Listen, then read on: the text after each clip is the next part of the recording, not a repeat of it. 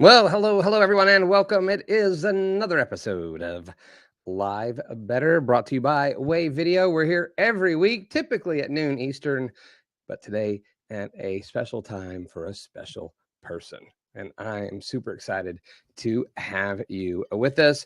We get together, we bring in industry experts, and I'm along for the ride because here we all learn together how to live better. Now, I'll tell you what, this week I had a cool opportunity. I went to sunny Orlando, Florida, where I got poured on with rain, but also with knowledge and information and fun all about the world of podcasting, live video, and video production. It was PodFest.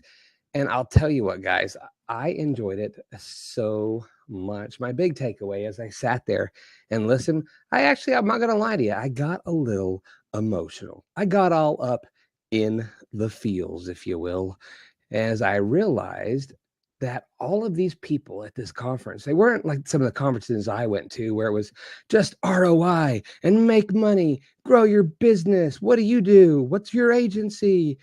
Everybody there did the same thing. They all had a podcast and they all did it because they just liked doing it.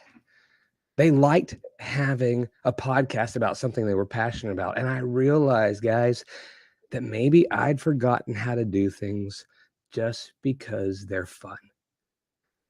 And I used to have fun all the time, but I think I forgot. I got caught up in the race, right?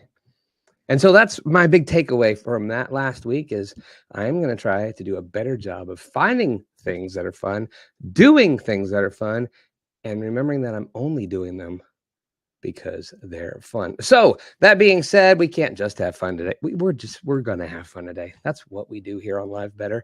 And we're going to do it by bringing in a superstar guest that I'm looking forward to introducing to you here in just a minute. But in the meantime, we also want to remind you guys, do all the things. Make sure you subscribe to our channels, follow our pages. You can click the little bell and we can notify you all the time, all day, not all day long. We don't do it that often. We're not like that. Or you can go to Wave.video and you can sign up and we'll email you. Not only when we go live, but you'll also get notified when there's new updates to the tool because, hey, you know, we're always updating, making things better because we want Wave.video to be the tool that you want to use. Speaking of, if you're new here, make sure that you're using the hashtag LiveBetter. You're going to have a chance to win prizes today. Of course, our coveted yellow Chad Live Better Wave.video coffee mug. That's right. You can put your lips around a mug that has my face on it. How intriguing does that sound? I know. I love doing it. So make sure you use the hashtag LiveBetter, communicate, engage, ask your questions, and you'll have a chance to win. And our grand prize, well, I'm going to let our guest introduce what they're giving away here in just a moment. But those of you who are new and you're wondering, what is this wizardry called Wave.video? I'm glad you asked.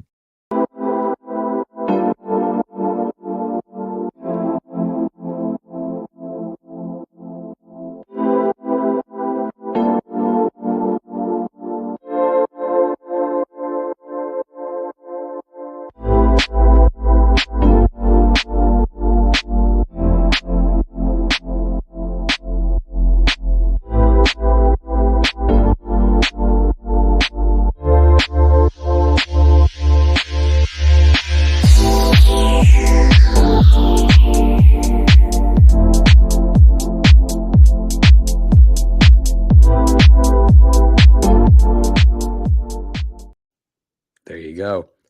Exciting times. Now, some of you may be saying, Chad, wait, the show looks a little different. Did you change something? Well, I did. I changed the layout a little bit and I might get in trouble for it, but we'll find out, right? But guess what I did? I did all of it. Where? I did it right here in Wave.video. Made everything, created everything, promoted everything. I'm live streaming everything. And when I'm done, I'll repurpose, edit, cut, and clip everything because in Wave.video, you can do everything. Now, one of the things you can do with this, of course, is multi-stream. And one of those locations, which is where we're live today, is YouTube. And we have brought in today the one and only Desiree Martinez. Now, she is a YouTube guru, but she probably doesn't like the word guru because as social media marketers, we're supposed to say we don't like the word guru. It's just what we do. And so I'll let her explain exactly how she describes herself when she comes in. We're going to put up links to her YouTube channel. You're going to have a chance to win something special from her, but she is going to help us know and learn better how to set up our YouTube channels and our live streams so that we can improve our results. So let's just do this.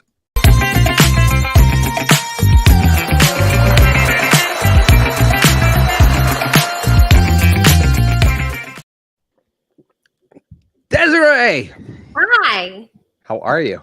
I am so excited to be here. Thanks for having me on. Oh, well, it's my pleasure. I feel like I haven't seen you in like 3 days. I know, right? It's like we just saw each other. Maybe we didn't. I honestly have to say, whenever I go to a conference, there's never enough chat time. So, I mean, Stop. Stop. I'm just saying. There's just never enough silliness, never enough of the hat, never enough of just being, walking into a room and your glow just radiates, and we just can't take it.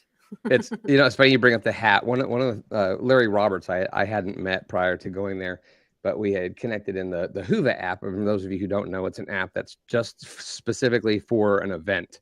And he said, "No worries, we'll do the red hat and the fedora meetup." And so Love that. Day one, I'm there.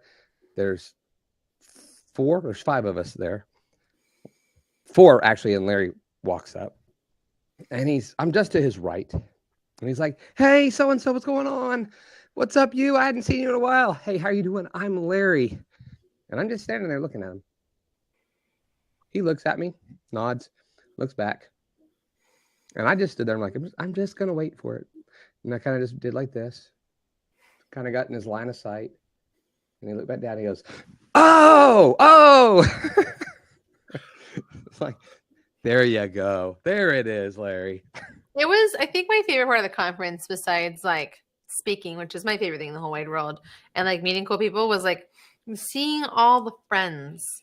Like you and I are in such cool opportunities where we get to like meet people like we don't meet very often, if at all, ever in person. Like, I don't think I really have any clients I see in person. And I haven't for like the 13 years I've been doing this. And so it's just one of those things that it's so nice to see people and hug people and like just be among people. It's a totally like different vibe. And it's just really nice to have gotten to do that, especially after like we've all been like separated and doing our things, and COVID kept us from stuff. And I don't know, it just was really nice to have that. I'm super grateful for it. Oh, I feel the same way. And hello to everyone joining us here. Remco, Stuart, Matthew, of course, Kate, one of the founders of Wave, is here with us. Jean says she loves what we've changed, and saying, "I'm glad I'm here for this one. Never enough Chad time." And also, I forgot to give permissions again. Chances are I'm going on a limb. This is either J.S. Gilbert or Nancy Lewis Hill, because typically, for some reason, the permissions to show their name, like they just are always fighting. Works for everyone else. So guys, if for some reason your name, it doesn't show up like it should, if you jump over to YouTube, it works like a charm every time. But sometimes a few people have some issues there. There you go. There's the link you can click. There's our super rock star team in the background from Wave, helping us put this all together. All right. So Desiree, I know you were on panels, you spoke, you did the whole YouTube thing. That's like your jam now. But I want to go back a little bit so that we can also understand why this YouTube thing is so important to you, and talk about why the pivot to kind of this all in on YouTube thing, because you were like just the social media manager before, and kind of doing all the things. And I know you still have that component, but why the YouTube?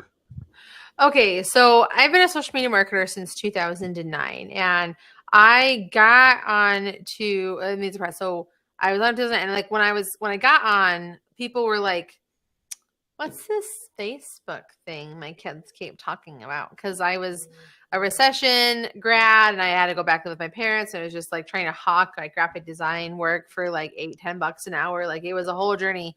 And all these grown-ups kept asking me, like, what is this Facebook thing? I started like using it as a networking tool to get people to talk to me and get to know me, and hopefully work with me through graphic design skills. So one day someone was like, "Desiree, you should do this for work." And I was like, "No one's going to pay me to be on Facebook." And I always laugh because I like eat my words like every day. Like literally, I'm on Facebook right now. And it's just one of those things that has been a really fun journey to be a part of something like from its infancy. I've had Facebook since you could only get it with a college email. And I was on MySpace before that. And it's all this kind of stuff. So I've been doing it for a long time. And so I became a military spouse in 2013. And this base that we got stationed in Texas, like just did not like to hire military spouses, not the base, the town that supported it, because with military life comes complications, not just that we move a lot, but also like when the mission calls, the whole family has to like adjust our lives and be available. And sometimes like you can't go into work if you have to like watch your kids or whatever. And so everything from like working in fast food up to, regular 9-to-5 jobs, like it were just hard for people to get. And so I was like, how is this an issue still?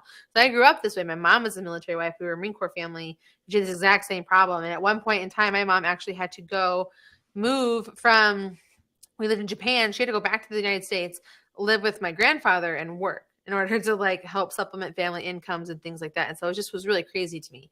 So I'm like, okay, I'm going to start an agency called All in One Social Media, and we're going to put military spouses to work as social media managers. That way they can work anywhere they're stationed around the world within a company that understands like their life, their jargon, their complications and things like that. And then through the package-based social media services, we're able to very easily interchange what is going on because everyone knows what to do because we all work together in the system. And we offer to clients, small business clients, that service. We post for you, manage your content, do all of those good things for you. And so within like that sort of sphere, I was like, cool, let's do this. Well, per military life, we got orders to move to South Korea. And I was like, well, I need a way to do this. Like, I need a way to keep, I needed a way to like get leads. Because before I would like network, I would go to in-person stuff. I'd talk to people, I'd call. And I was like, okay, well, I can't do that anymore. I need a way to get leads. And so at that time, I was having the same issue. Amy Landino, formerly Amy Schmidtauer, wrote this book called Vlog Like a Boss. And it was a really great roadmap that showed me I could use YouTube as a way to get leads to my business.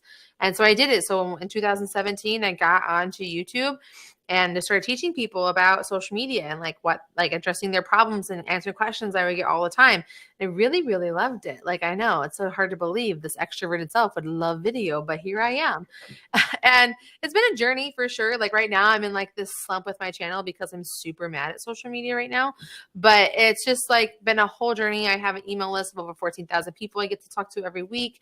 I connect with people. I have sponsors. I have brand deals, and still the main lead source that I have for my agency that still exists, which has the same mission and the same purpose. Just what we deliver is different because social media has continued to change. Okay. All right. And so you've put a lot of emphasis on the YouTube thing. I know that for sure. But everybody, usually they think YouTube, well, I'm uploading, making my channel, I'm making my videos, I'm doing all of those things, blah, blah, blah, blah, blah, blah, blah.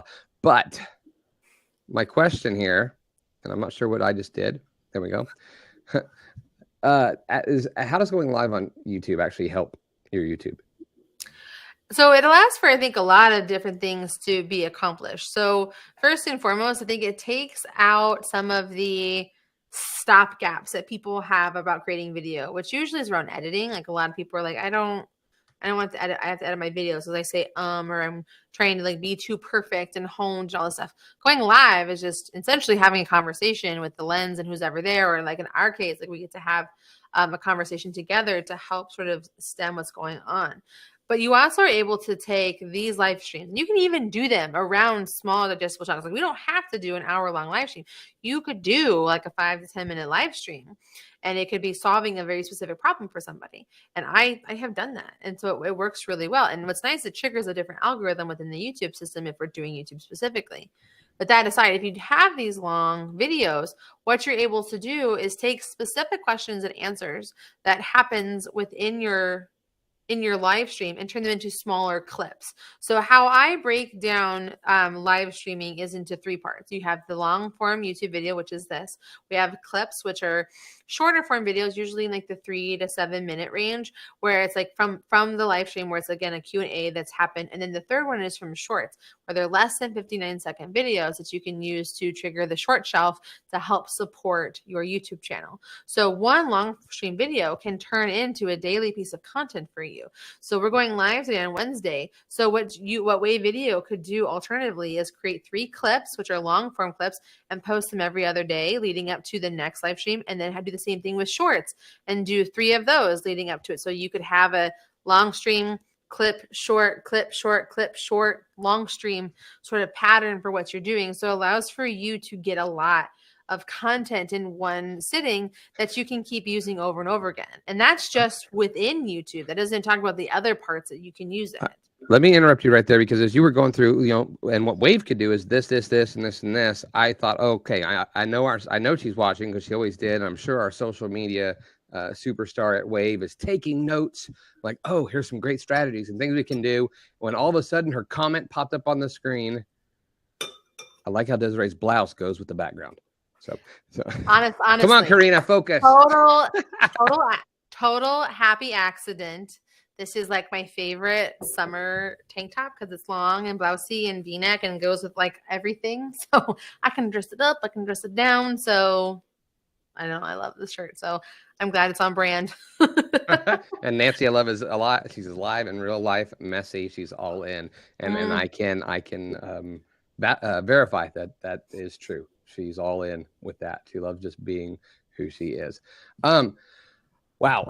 So many things, all the things. You've got a wealth of knowledge. Now, some of that knowledge you actually also are going to be giving away, I believe, as a prize today. So guys, make sure you're using the hashtag #LiveBetter so that you have a shot at winning. And I'm going to let you explain exactly what it is you're holding up.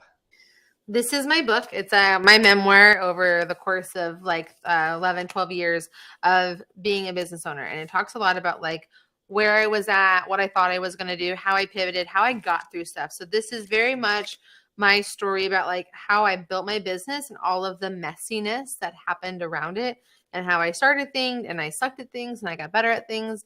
And I talk about social media. I have some really good interviews in here. So, I mean, this is a book I'm super proud of. And I hope that if you are interested in buying one, you can. If not, like if you have an Audible credit, I have an audio book of it where I read it. Of course, you can get it. It's not an expensive book. It's on Kindle, Amazon, all of the places.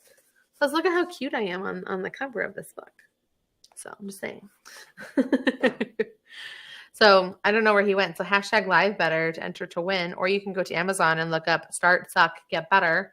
And then we can just like hang out and you can learn more about me. And then you can come tell me about how much you cried while you read it, because that's literally what everybody says to me when they come talk about my book. I was here. I was letting you talk. I'm sorry. You're good, man. I want to make sure that you got all your stuff in there. Guys, make sure you saw that a lot of people there, they're commenting #LiveBetter. We want you to use the hashtag, but also send in your questions. If you forget to use the hashtag, we're not going to hold it against you. You're still going to have a chance to win her book. Also our mug or a sticker pack. So especially all of you who are new, or maybe you watch in the background and you don't comment, at least just let us know you're here so that we have a chance to let you win. Right? There's always, on these live shows, there's always like those people that are just always there. They're fans and we love you guys. Right? But we want some of you other people out there to engage as well. We want you to have a shot at all of these things. So I love this. Friends, focus and take notes. And Anil says cool tips here. He's really digging this right now. Okay. So going live on YouTube. The next one, though, is how can I get my scheduled lives seen more?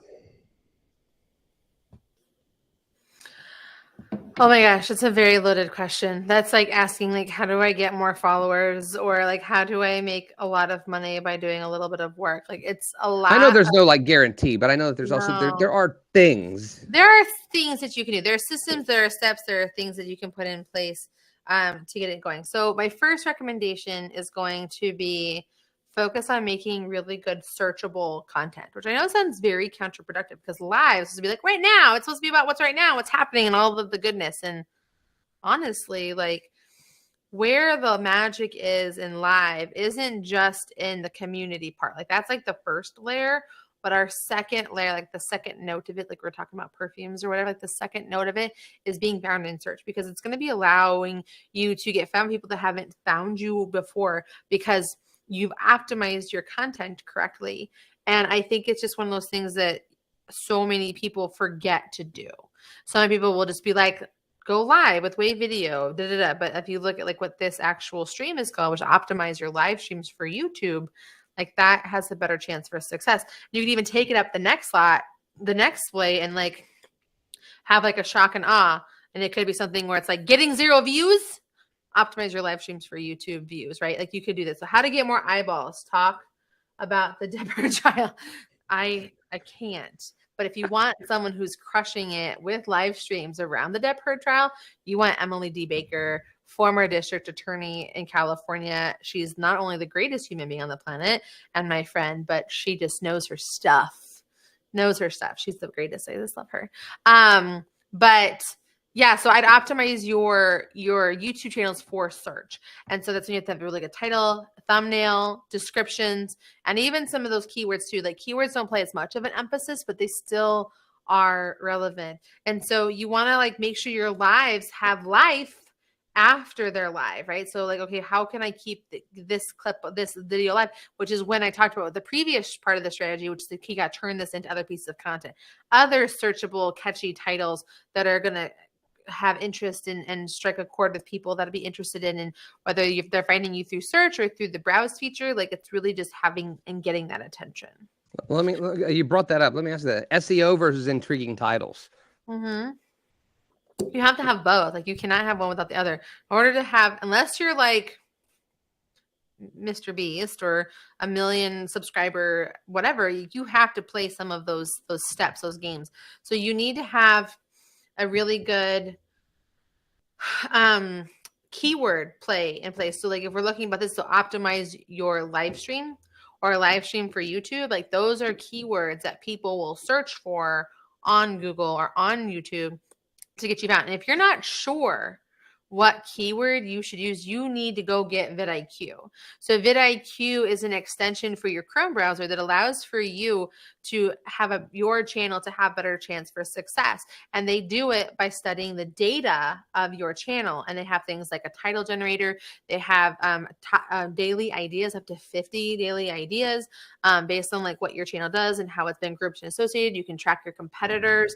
It's like the best YouTube management tool I've ever seen. And that's why I do so much work with them and I promote them so blindly. They are the best. Plus they're a really fun group of people that like I like to spend time with. So vidIQ will help you with that. So if you can identify what keyword you should be creating content around, and then you can create a really catchy title that plays into it. And I've said this before, and I'll say this again, this is the quote you turn into a YouTube short. It is, YouTube videos are only like your YouTube titles is how you get found. Your thumbnail is how you will get clicks. It's why and how people will watch you. You could have the greatest title in the world and you could have paired the greatest video. But if your thumbnail is like mediocre, if like, let's just say like this screen we have right now, if we made this the thumbnail, it would have a terrible click-through rate because there's too much dead space going on in here. We have, we have words that don't make sense on there. Like there's just two people that would be really small and like it's not optimized for mobile. Like there are so many things like happening in it that you need to. So vidIQ. This would work better, right? This is better. I'm out. No, absolutely not. This is still terrible. And it's not because Wave is bad. Wave is fantastic. It's because it requires a whole different process. I have been a graphic designer since 2001, y'all. Like I've been doing this for a minute.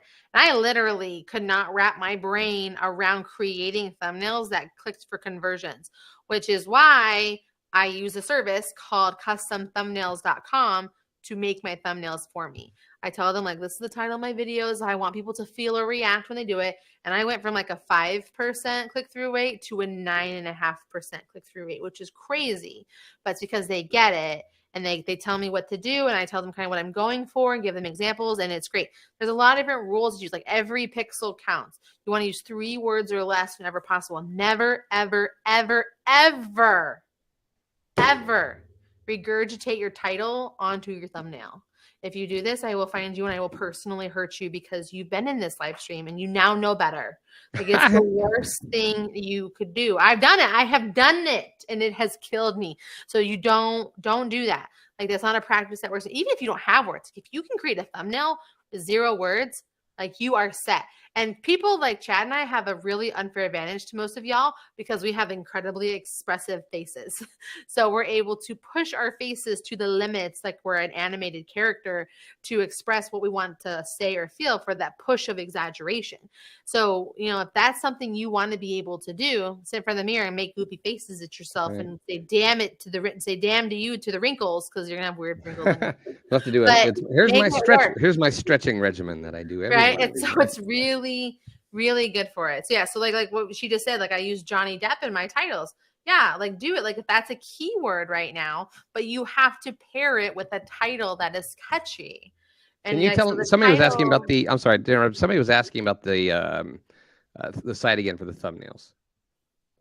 Customthumbnails.com. Customthumbnails.com, and we can probably get that put up on the screen. Okay, I want to shift a little bit because we were talking about, you know, thumbnails and getting found and SEO versus creative titles and those kinds of things. But then, should you do something different, like when you're scheduling your live stream versus after? Should you change anything? Do you change titles? Should you change the thumbnail? Should you change the text, or do you just, I went live, now it's there? No, change it. Update your thumbnails for sure to be like, you can A/B test. So again, the one thing, quite literally, the one thing that vidIQ does not do yet is A/B test thumbnails. So if you want to A/B test thumbnails, TubeBuddy, which is basically the rival to vidIQ, but it's, in my opinion, it's a much more administrative tool versus a Let's Grow Your Channel tool. But they have a way for you to A/B test your thumbnails. And so, and you can also A/B test your titles if you want to with the tool. And so it has, that's the one functionality I do use that tool for. And it works pretty solidly for if you're able to A/B test your tool. So I will tell my custom thumbnails, hey, I want 2 versions of this thumbnail, make them different or change out some words. And then it'll tell, and then, you know, TubeBuddy provides you with the data, like this is how many click-throughs you got, this is what your views were, this is how we did it. You can set it for 14 to 30 days, like that kind of thing. But yeah, change them up. Like you can literally bring an old video back to life by updating your title and your thumbnails. Totally possible. Karina had a question asking, would you do this? I believe that's what WDYT stands for. I'm old, but I think I'm hip enough to get that one. Is it effective to ask friends to repost your show? So here's the thing. So this goes into that very dangerous category of sub for sub or view for view. For those of you that know what sub for sub is, it's a sub, number 4 sub.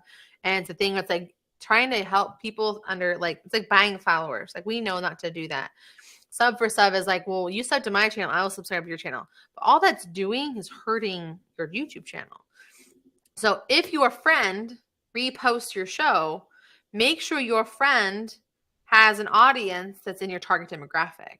Because if like your friend has like a bunch of moms and high school friends and their family, and your demographic is like, you know, business professionals who are over 45 who are on the C-suite track or already in that C-suite, that's a bad share because the wrong people are coming to your content.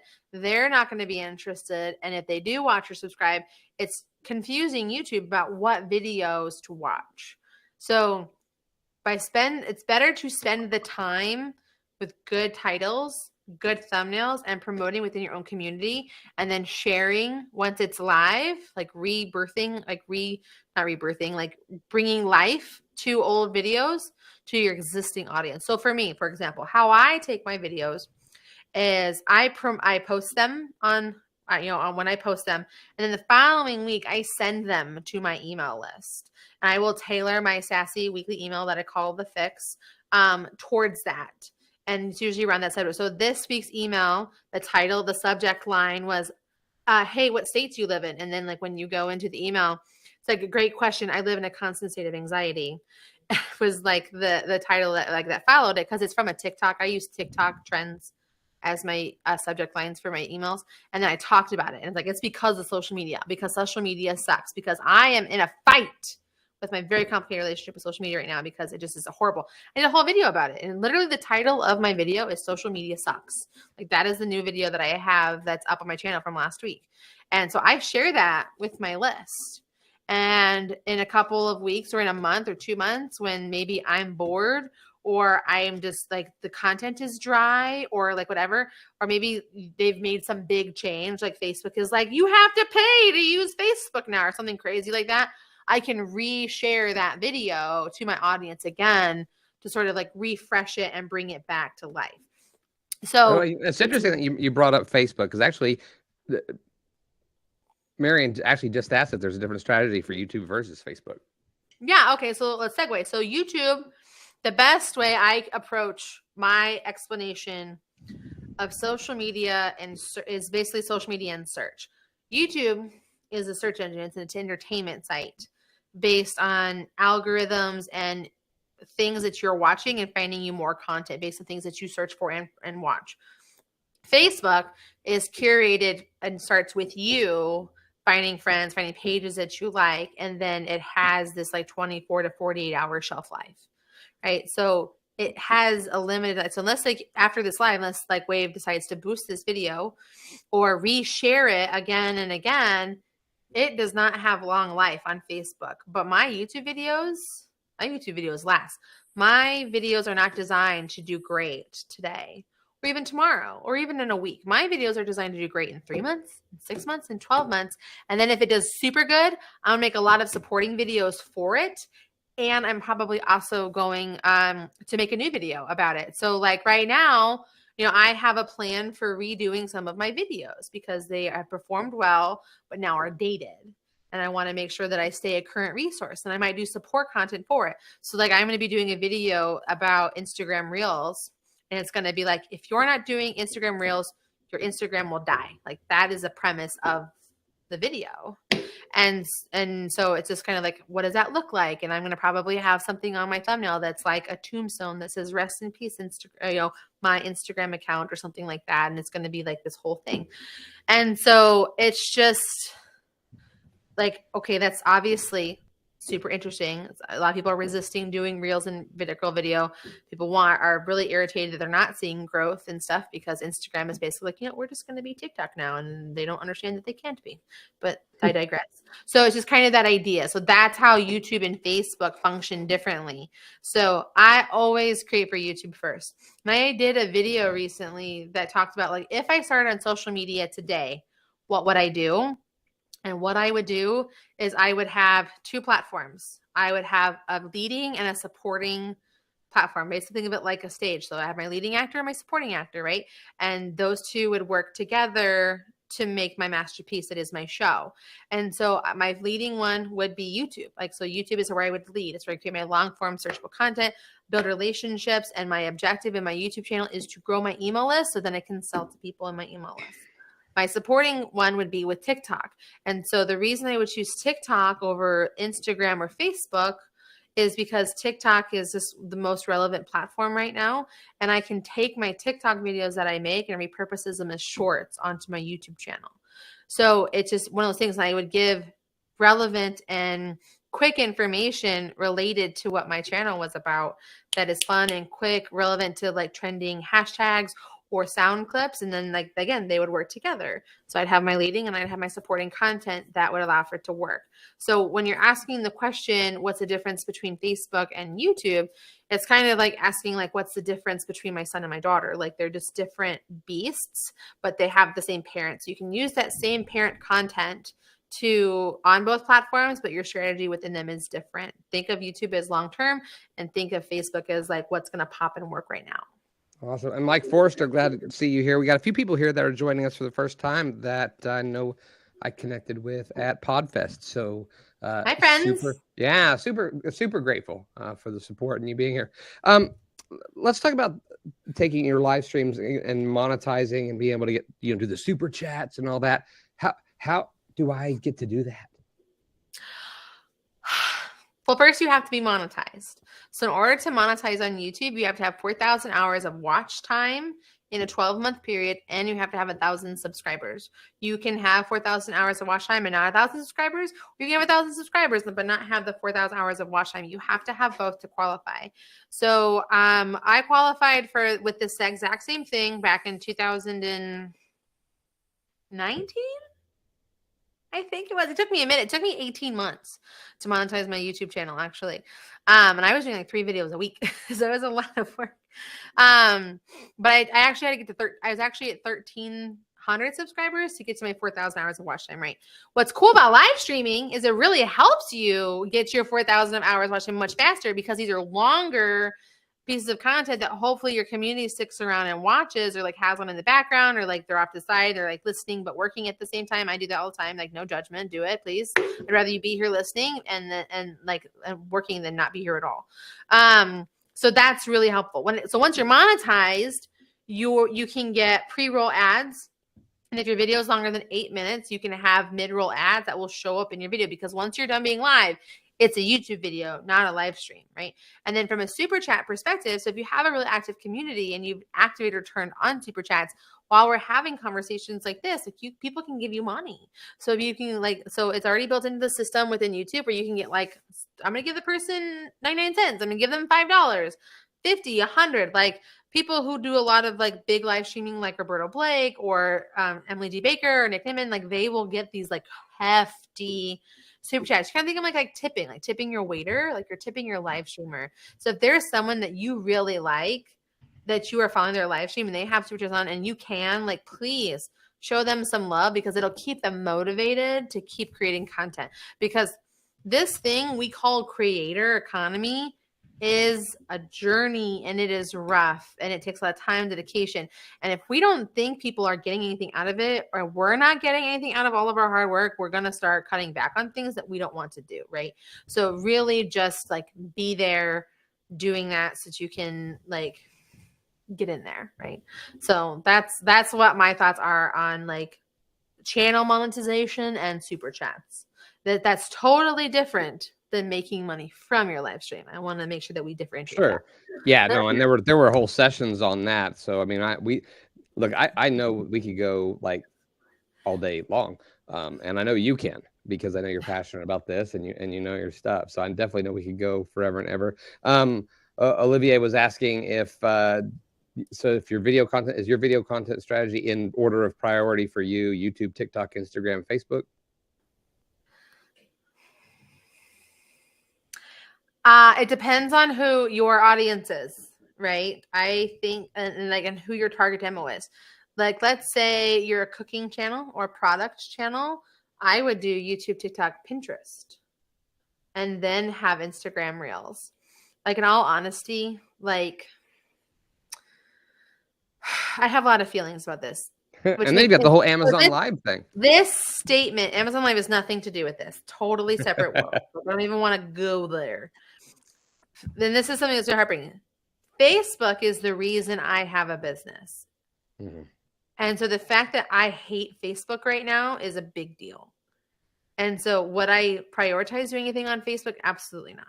I would not. Straight up. Not worth my time. I only use... And just in case Zuck's watching, I just want you to know that here at Wave... This is my opinion, not his. We love you. Yeah. And it's not because I think it's a bad tool. I think they've lost their way. I think they're trying to do and be things they are not.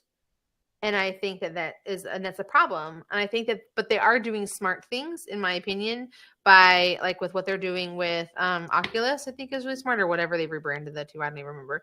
But that kind of stuff I think is really smart. WhatsApp is really smart because it's a great tool for international communications and things like that. But for my uses as a marketer, as someone who is a marketer, who talks to other marketers, who talks to the creators and the creator economy, Facebook is not where it's at. Facebook is not interested in doing this right. But let's remove doing YouTube, TikTok, Instagram, and Facebook for a second.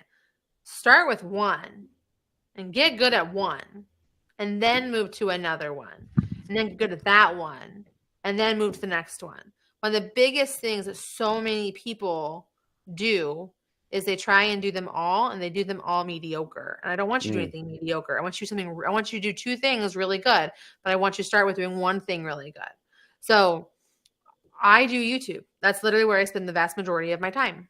Like that is like, if I'm talking for my business, my YouTube channel is priority 1, and then my email list is priority number 2. I don't actually create a lot of videos on TikTok because I don't have time for it, because of where my objective is with my business and where I am and what I'm doing. Like you don't have to be everywhere. Now, can you? Yes. If you can outsource it, do it. Like I actually literally have a team that will do it for you if you want. Like we have my team of social media managers you can outsource your distribution to. We have a ton of clients that we do that for. So you don't have to do it, because I also believe this is where the value of time and money comes into place. Your time has immense value. And I don't think it should be spent outsourcing, because it's sort of like there's a lot of things that you should probably outsource. My mantra for my own life is stop doing shit you hate, but that's like my own thing. So don't do it. So for that question, sure, if that's a system that works for you, knock it out of the park. But I would start with one and start adding more. And if you can outsource some of the repurposing, do it. Love it so much, guys. I don't care if you're watching this live, you're still gonna have to go back and watch the replay to be able to pull out everything that Desiree has shared with us, because there's just been mountains and mountains and mountains. There is, and that's why I'm so mad at social media right now, because they're all trying to do the same thing versus leaning into what they're great at. Facebook is great for communities and individual connections. Stop trying to be TikTok. Instagram is great for products and a much more feminine community, and like they don't need and stories. Their stories feature is fantastic, and they're devaluing it. TikTok is great. We all know what TikTok does. Pinterest is great. Pinterest stays in their lane. They know what they do. We have vertical videos, and we do it. Like they got rid of stories. Like this is not going to work for us. Like LinkedIn knows their lane. They know what they're doing. YouTube knows their lane, and they know what they're doing. And they had to add in shorts because they literally saw the writing on the wall and the data that showed, dude, like TikTok is the most visited website on the internet. Do y'all know that? The most visited internet website. And then it's Google. Phones. And then it's YouTube. Yeah. And then it's Google. And then it's YouTube. Like, that's crazy. They're like, okay, we got to compete with this. To the point where, like, when you look at an advertising perspective, like creators are making less in ad revenue with their CPMs because they're trying to figure out how to make ads work for shorts, for the short shelf, because more and more people are consuming content on the short shelf, right? Because they're coming from TikTok over to YouTube, and YouTube is doing exactly what TikTok is. They're trying to be 2 in 1. YouTube gets it. Like, they understand, because they understand that their creators can take their long form content and then make these shorter form pieces of content to support their long form content. But TikTok is trying to be YouTube by creating these like long form pieces of content, these 10-minute clips, and it's going to tank. It's going to be the stupidest feature that they add, in my opinion. So there's just so much that is wrong with social media right now, in the sense that everyone's trying to be everything, aka everyone's trying to be TikTok. And absolutely. When you stay in your lane and lean into what you do best, you will have success. That doesn't just apply to us as individuals and business owners. That applies to social networks, and they've forgotten that. And that's why I'm so mad. I miss being able to go on Instagram and just seeing photos. I miss it. I cannot tell a story. I love being able to do that. Like, that's what a picture does for me. I'm capturing a moment and want to tell a story in relation to it. I can't do that effectively in Reels. Because there's an opening now for a new app to be the photo app, because Instagram decided we don't want to. Like Facebook. Like Facebook you can actually have really great success on Facebook right now by telling stories and posting pictures. But not from a page perspective, from an individual profile perspective, right? So like my pages don't do shit. Like I'm not doing anything with them, right? But my profile, I will post things. I'm thoughtful with it. I tell stories, and I get a lot of engagement from it, And so capturing a moment and telling a story is missing. Like that's an important part of social. There's also something to be said. Not everyone wants to watch videos. They don't. I know I'm a video content creator, and people are like, oh, Desiree, bad words. No, literally, y'all, not everyone wants to watch a video because it requires so much more brain power. Some people prefer to read. My mom prefers to read. I know a lot of people, like, I would rather read a blog post about your exact same YouTube video than watch your YouTube video, which is why you should repurpose your videos into blogs. Fun fact, sidebar. But it's just one of those things. Like, So it's missing, and people are, like I said, they're so caught up in the rat race, they've forgotten what they do good. It's a problem. Sorry, it's a long tangent. I love it. The team rant. here, they do that too. Because as soon as the video's over today, it'll be in the Wave editor, in my editor, and the team will go in. They'll actually let it caption it. They'll transcribe it right here in Wave, and then edit and tweak it for the blog post. But they'll be able to pull everything right out immediately from the tool. No, I get it. In a video, you either have to read captions or you have to turn up the volume. And I just miss scrolling. I used to enjoy scrolling through Instagram because it was relaxing, and there were pictures. Yeah, there was spammy and product stuff here and there too, but there was I liked it. Now it's like autoplay this, and then it's autoplay that, and it's like, it's frustrating. It's frustrating. Like, if I want to do that, I'll go to the other app. So, so drive me nuts. Anyway, guys, so many. We're gonna grab this follow-up question, and we're gonna jump into a little fun here. Don't forget, guys, we're gonna be giving away some prizes. You can see it up on the screen. We got Desiree's book, Start, Suck, Get Better. And if you don't win it, then you can go and you can purchase yourself a copy as well. We're going to be putting all her links up here on the screen, including her YouTube channel, so you can make sure that you subscribe to her. But Olivia said, if I may, I'm leaning more towards LinkedIn, and my question would be, would you focus on a live stream on LinkedIn or send people from there to your YouTube channel? So first of all, smart. LinkedIn's a great place to do business. I've been spending a lot more of my scrolling time actually on LinkedIn, because I am there to network with other business professionals and connect them for direct specific things. So for me, like, my LinkedIn, I'm using to find sponsors and speakers and partners for the Women of Video conference I'm hosting in March of 2023. And so it's a great place to do. Should you focus on live streaming on LinkedIn? Yeah. If, like, you focus your attention where you want to be the thought leader, where you want to be the star, where you want to be the celebrity at, like, so, and there's nothing wrong with that, because LinkedIn's baller. Like, LinkedIn's a great place to do business. So I think it's a great place to spend your time. It's just the secret with LinkedIn is figuring out when to live stream. Like, what time do I do that at? Because people tend to be on LinkedIn during business hours, which is a bonus, but also maybe they don't have the time or the ability. So schedule it, promote it, and then test different times and different days to see what works.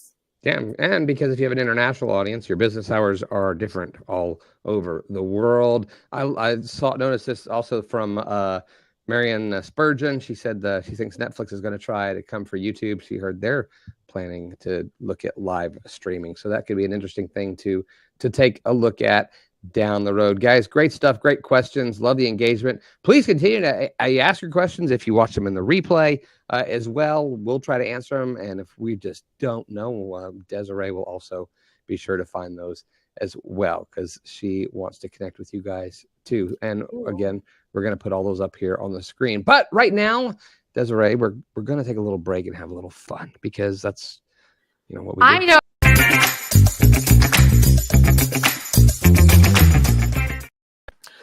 Sorry, I clicked the button. Hold on one moment. This has been fun. It has. We are transitioning to more fun, new fun, different fun. Let's get that straight for 1 hot minute, okay? As soon as I said it and I saw you getting ready to talk, I'm like, I know exactly what I said. I know what I did. I know I'm going to get in trouble. Maybe this next scene won't start and I can just disappear. That's so funny. I don't want to be in trouble with Desiree.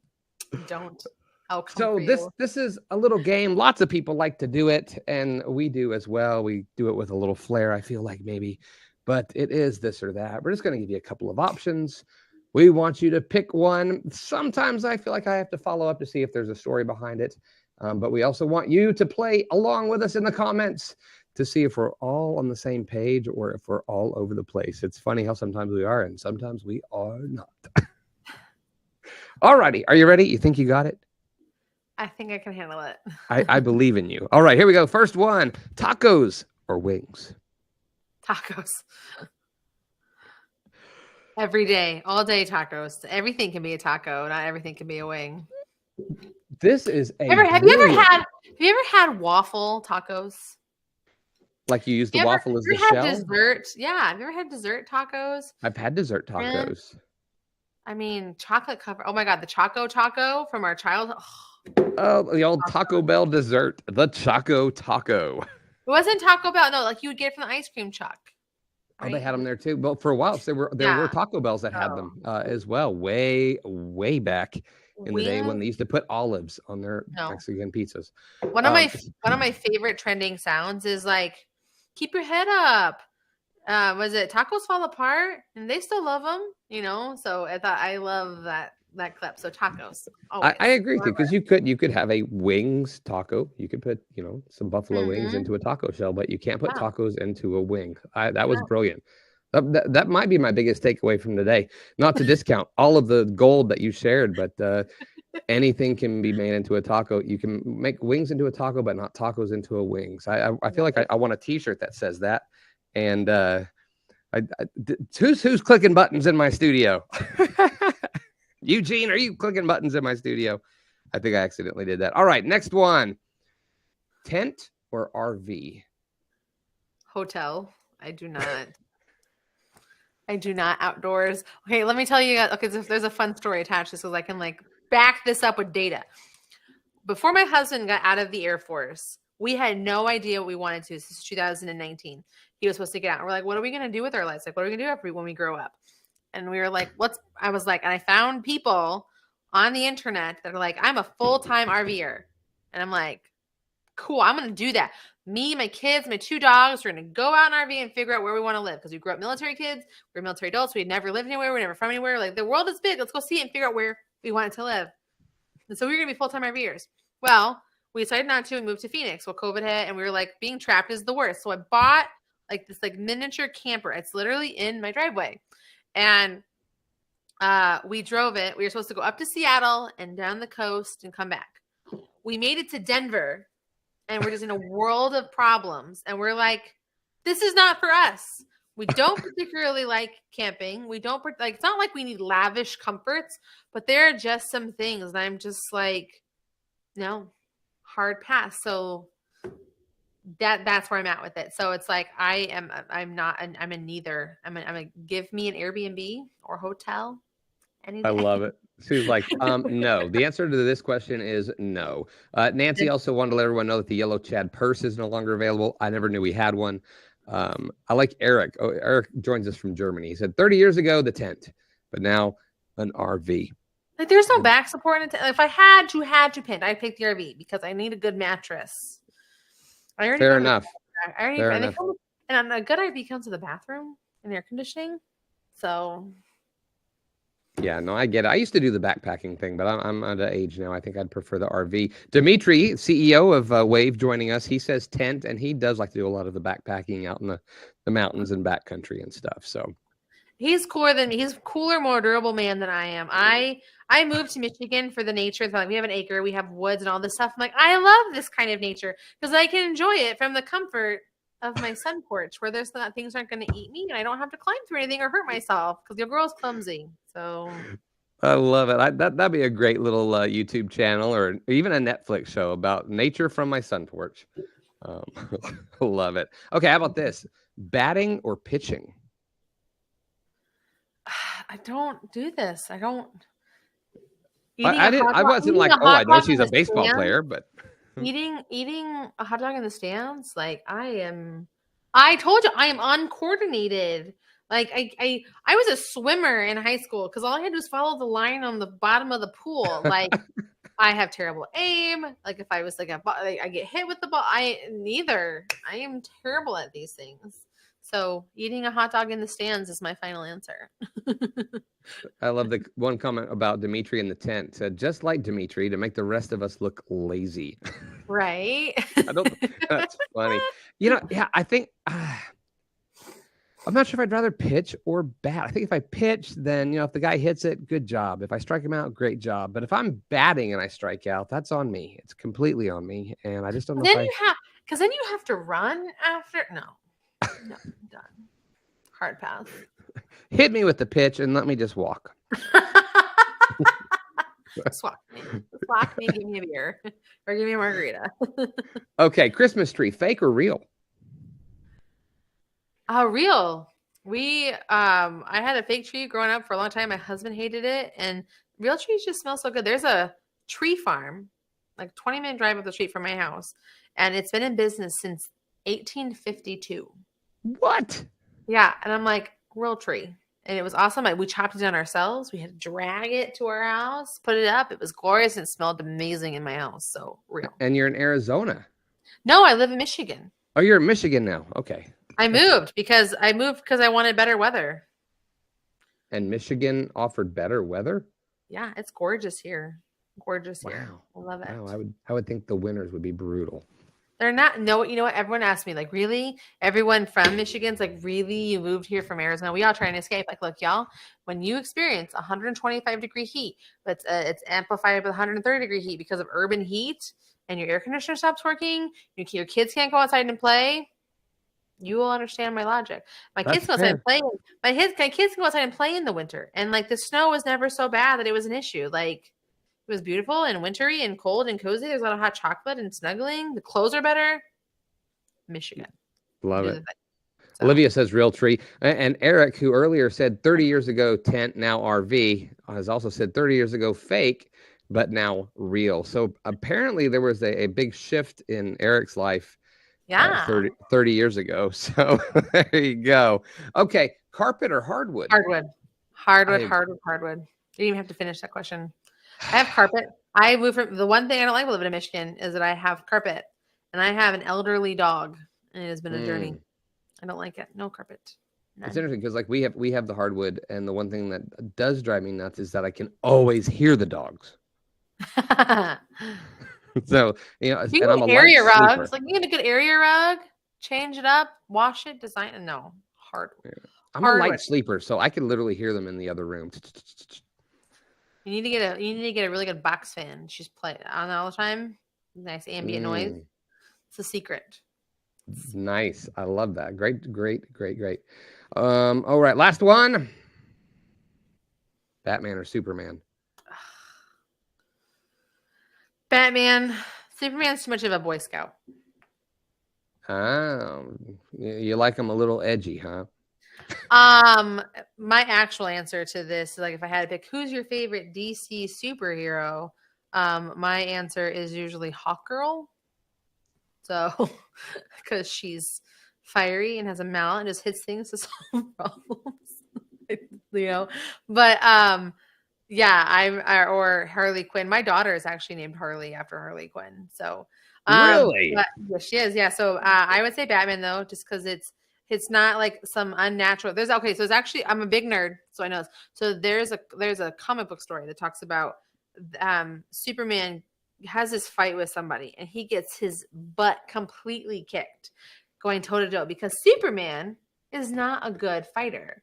Superman is just strong, right? So he doesn't know how to like box, spot, dodge, and weave, like actually like fight someone. It's just I'm just gonna be strong and hit you. Probably like watching those like 1920s ones where it's like one of these things, right? Like people used to do that. Like that's kind of what it is. The handlebar mustache. Yeah, with the little handlebar mustache. Exactly. So with like Batman actually like has like skin in the game. It's hard.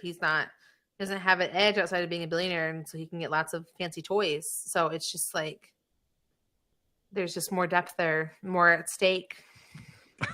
No, I get that. One of my favorite lines from Justice League was when Flash asks Batman or Bruce Wayne at that point, "What's your superpower?" And he says, "I'm rich." I'm rich. It's a good one. I love that show. I love Justice League. I watched all Justice League Unlimited. I love that Batman, Superman. Yeah, the extended one was great with a little extra Wonder Woman stuff inside there. Yep. So, well, wow. Well, that was our last one. I thought you might enjoy the Batman Superman. I should have found a more edgier superhero. Okay, what is your Okay, now you have to have. What's your Hogwarts house? Mine. Oh yeah. I haven't done that whole test thing in so long. Dude. I know my daughter. I believe she's gonna kill me. I think she's Hufflepuff. Who are the really good finders? I'm pretty sure you're Hufflepuff. You got strong Hufflepuff vibes. But who is it that are really good finders? Hufflepuff. Hufflepuff. I only know that because of the musical. No spoilers. Yeah, I'm a Slytherin. I'm a Slytherin. That's my house. Ah, well, there you go. Loyal, There you go. cunning, hardworking, likes water. You've seen the musical though, right? No, I've not. I have not seen Cursed Child yet. I want to. No, not Cursed Child, not the Broadway one. The old one that starred what's his name that ended up on Glee. Was it just called Harry Potter the musical? I'm gonna send you the link because it's kind of spoofy. It is freaking hilarious. Okay, so it's not like an official thing. No, but they did get like permission. Like they got with J.K. Rowling because they didn't want to get sued and the school shut down or whatever. I think it was like University of Michigan theater department too. Oh, nice. Yeah. So all right. Well, I am so grateful to have been here. I have a hard out. I got more meetings to go to. If anyone wants to connect with me, please message me in all of the places. I will respond to you. I can't wait to help you guys. I hope that this helps you have better YouTube channels. Do you have 60 seconds to do a quick little pitch? Sure. All right, let's do it.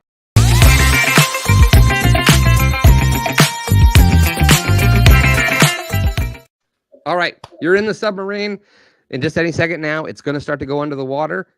That's your time until we come back to the surface. And it's literally like 60 seconds. I'm going to give you a head start, though, and let you go before we start to submerge. I'll be here in case you need me. Go. You guys are very familiar with my story, which is totally fine. I hope you guys also check out my book to learn more about me. If I have anything that right now I'm currently sort of promoting and encouraging people to check out, it'll be Women.video.com. It is my podcast where we tell the stories of women creators to inspire other women to start and keep creating on the internet so that they can build something for themselves. And we've been through a lot as women, especially over the past couple of years. I have an event doing in March of 2023 in Atlanta called Wave.video, where we're going to build an awesome community and just come together and connect and thrive as women creators. And of course, allies of women as well are totally welcome. And we have in-person and virtual tickets available. So go check it out. Awesome. I know we're going to let you go. I'm going to wrap up the show without you so you can do your thing. You got a heart out. Thank you so much, guys. Watch the replay. Desiree, just so much stuff. Thank you. Bye. Thank you. And we'll let you know who won your book. We'll talk to you later.